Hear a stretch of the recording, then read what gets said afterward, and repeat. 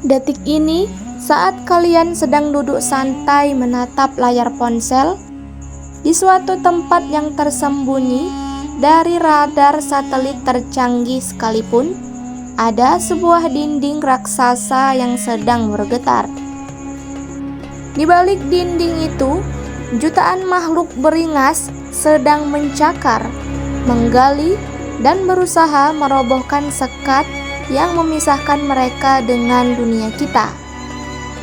Mereka adalah Ya'juj dan Ma'juj, bangsa perusak yang keberadaannya dikunci rapat oleh seorang raja agung bernama Zulkarnain. Bukan dengan semen atau batu biasa, melainkan dengan ribuan ton potongan besi yang dilelehkan bersama cairan tembaga panas. Ribuan tahun telah berlalu, mengapa tembok sehebat itu belum juga ditemukan? Benarkah tembok itu berada di balik pegunungan es? Ataukah ia berada di bawah tanah yang tak terjamah? Hari ini, kita akan membedah secara mendalam surat Al-Kahfi ayat 96 hingga 97.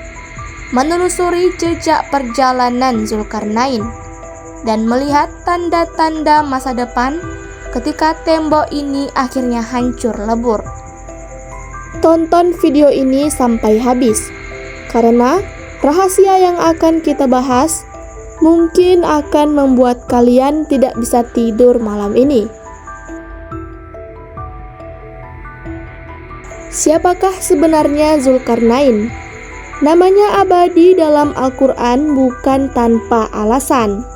Beliau bukan sekadar penakluk, tapi hamba Allah yang diberikan kekuasaan atas barat dan timur.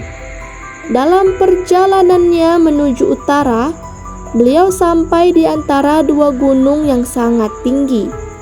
Di sana, beliau bertemu dengan suatu kaum yang hampir tidak memahami pembicaraan.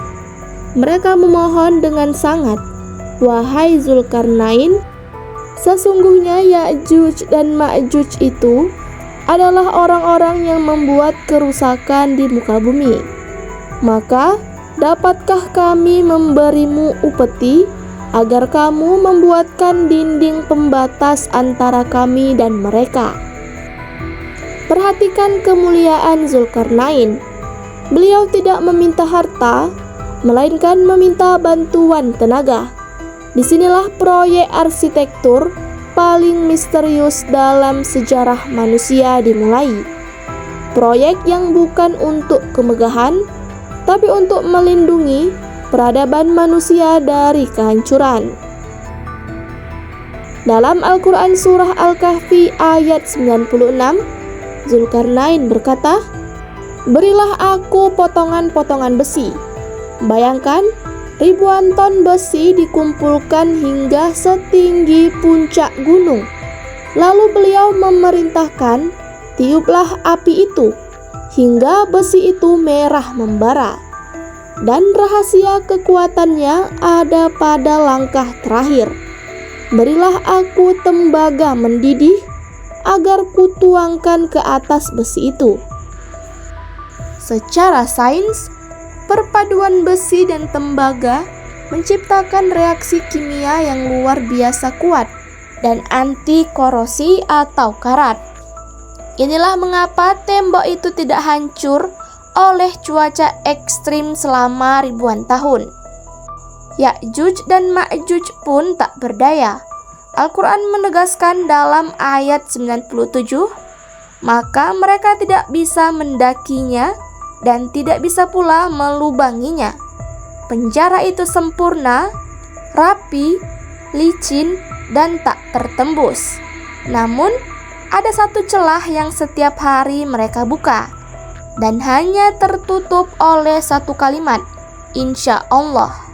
Banyak peneliti mencoba mencari.